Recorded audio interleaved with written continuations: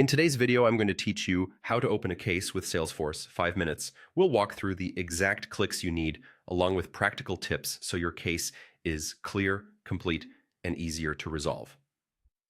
To begin, sign into your Salesforce org using the Lightning experience.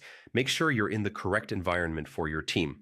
If you have multiple apps available, it's fine. You can stay on the homepage for this process.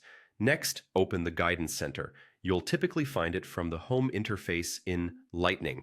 If you don't see it right away, try searching for it from the app launcher.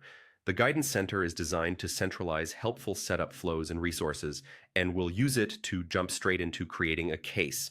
Inside the Guidance Center, look for the option called Start Helping Customers. Click that to move into the service-focused area.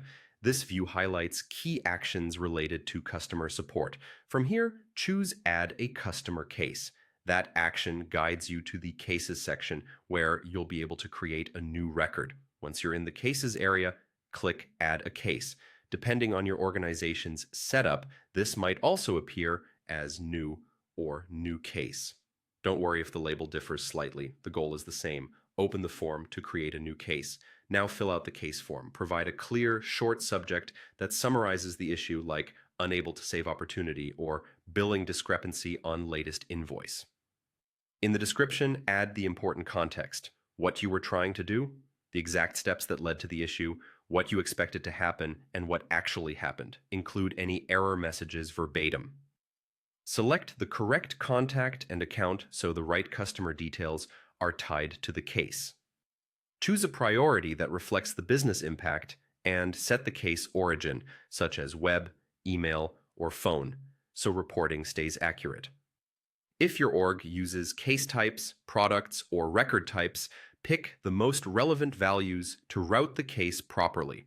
Attaching a screenshot or log file can dramatically speed up troubleshooting, so add files if they help.